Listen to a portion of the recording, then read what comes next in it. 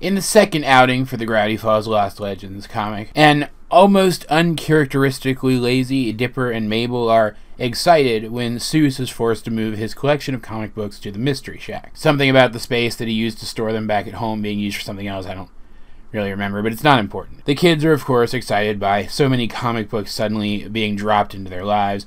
For different reasons though. It seems that Mabel likes to take comics and white out the dialogue, replacing it with something more ridiculous or melodramatic, which is pretty funny, but I'm also surprised that Soos let her do that, considering this is a collection. I imagine that he probably wants it to stay in good condition. Either way, all of this sets the stage for Stan to come in and insult comics as a medium and then toss the comics into a chest, which turns out to be cursed. Stan is then sucked into the comics, into some sort of comic book dimension where all of the comics are real. And Dipper, Mabel, Soos, and Wendy have to go in after him, along with Ford, to try to bring him back. They travel through various comic book dimensions that I'm not going to spoil here because the most interesting thing about them, honestly, is the artwork. It's all very rapid fire. We go from one comic book style to the next, only spending 1 to 2 pages on most of them. And because it's so rapid fire, the characters don't really do a lot of interacting here, and they don't really interact with the comic book or its rules or its world all that much. So the main draw of this section of the story ends up being seeing them drawn in all those different comic book styles, which is very interesting. Don't get me wrong, the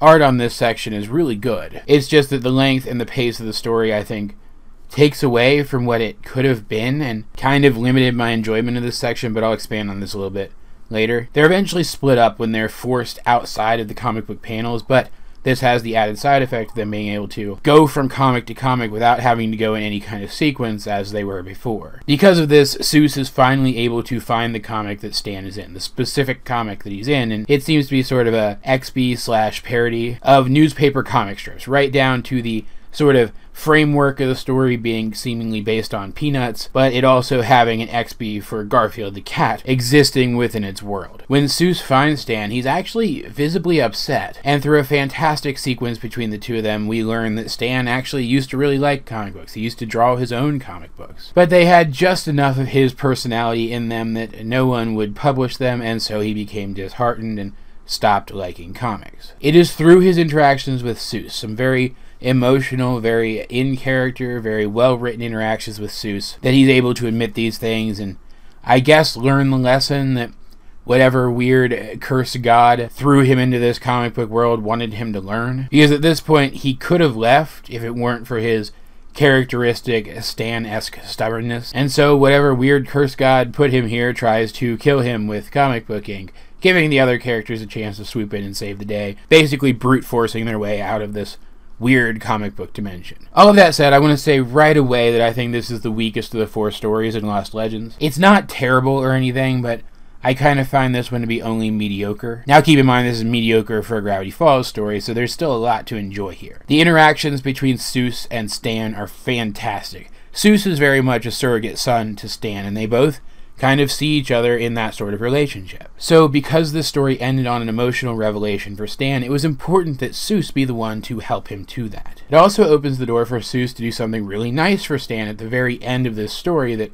I'm not going to spoil for you here. Like, I imagine that pretty much any of the other characters who were present could have gotten Stan to the same place and maybe even done the same nice thing for him, but it meant more because it came from Soos. Just like we didn't really get enough Pacific episodes in the main series, we didn't really get enough Soos and Stan episodes either, and this story kind of makes up for that, or at least helps to make up for that. That said, though, like before, the majority of this comic is made up of the characters going from one comic book style to the next. They do spend a little bit more time in the very first one that they end up in, and there are some great gags, especially in that particular section. And they spend a lot more time in a superhero comics section where they actually develop superpowers and have a superpowered fight.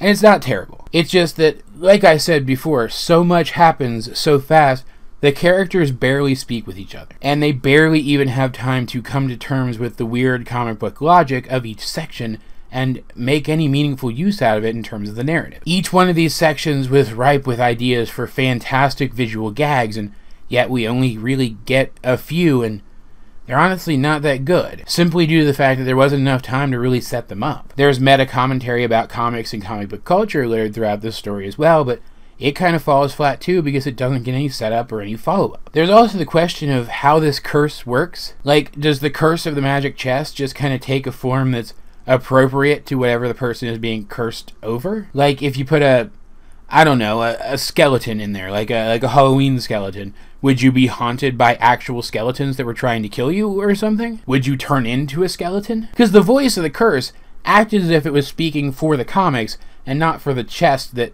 put the curse on Stan in the first place.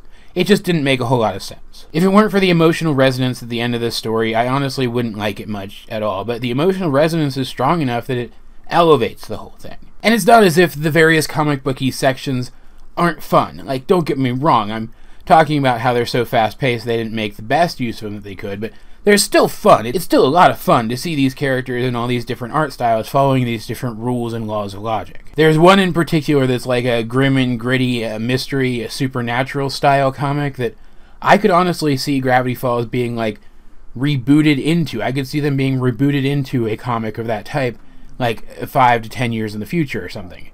It was pretty neat. It just wasn't as neat as it could have been, and that missing potential is really what I feel hurts this comic the most, if that makes sense. All in all, though, not bad and definitely worth a read. Just make sure to focus more on the latter half than the first half. It's just better. All of that said, though, guys, what did you think of this Lost Legends story, Comix Up, which is a play on Mix Up, but honestly, I don't think it works that well. What do you guys think? If you have read it, let's get a discussion going in the comment section down below, or over on my Discord, and link in the description. But either way, this has been AJ22, and I will talk to you guys later.